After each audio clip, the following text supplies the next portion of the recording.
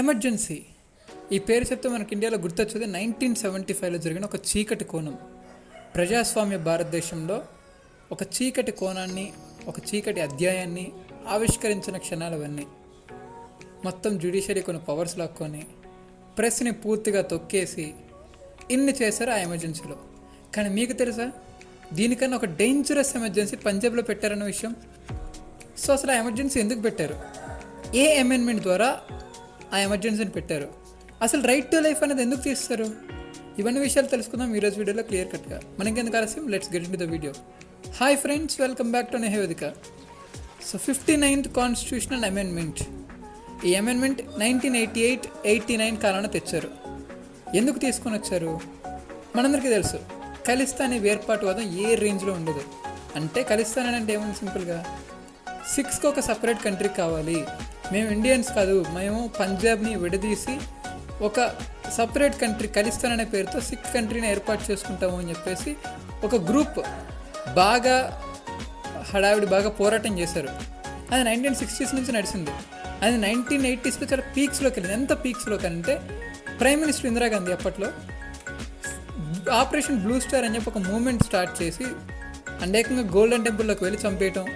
దాని తర్వాత October 31st ఆవిడనే మళ్ళీ 2 సిక్ బాడీ గార్డ్స్ చంపేయటం. సిక్ రైట్స్ November 3rd వరకు 84లో జరగటం, ఇవన్నీ జరిగాయి.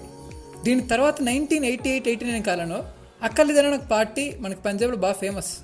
సో వాళ్ళు ఏ లెవెల్కి వెళ్ళిపోయారంటే ఆల్మోస్ట్ ఒక టెర్రరిస్ట్ గ్రూప్ తోటి అన్అఫీషియల్గా అగ్రిమెంట్స్ చేసుకొని దొరికిన సెక్యూరిటీ వాళ్ళని దొరికినట్లు చంపేయటం. CRPF, Indian mainstream army, వీళ్ళందరూ ఎవరు వీళ్ళు అనే తేడా ఏం లేదు, వీళ్ళు వాళ్ళని తేడా ఏం లేకుండా మొత్తం అందరినీ చంపేశారు. సో అది ఏ లెవెల్లో ఉందంటే కొంతమంది ఇంజనీర్స్, మనకు అందరికీ తెలుసు బక్రానంగల్ డ్యామ్ పంజాబ్లో ఉంటుంది, పంజాబ్ హర్యానాకు ఒక లింకింగ్. సో అది కన్నా కంప్లీట్ అయితే రివర్ లింకింగ్ కూడా చేయొచ్చు అని మన ప్లాన్. ఆ ప్రాజెక్ట్ కడుతున్నప్పుడు కూడా 6 ఇంజనీర్స్ని చంపేశారు. సో వీటన్నింటినీ కంట్రోల్ చేయడానికి అప్పటి గవర్నమెంట్ ఈ 59th అమెండ్మెంట్ని తీసుకొని వచ్చి రైట్ టు లైఫ్ అనేది పూర్తిగా అబాలిష్ చేసింది. అండ్ దీని తర్వాత మనందరికీ తెలుసు 63rd అమెండ్మెంట్ ద్వారా మళ్ళీ పంజాబ్లో ప్రెసిడెంట్స్ రూల్ కాస్త ఆ రైట్ టు లైఫ్ ఏదైతే ఉందో 59th అమెండ్మెంట్ దాన్ని రిపీల్ చేస్తూ పరిస్థితులు సాధారణ స్థితికి వచ్చాయని చెప్పేసి గవర్నమెంట్ చెప్పింది. అండ్ 64th అమెండ్మెంట్ ద్వారా ఆ ప్రెసిడెంట్స్ రూల్ కొంతకాలం పొడిగించారు.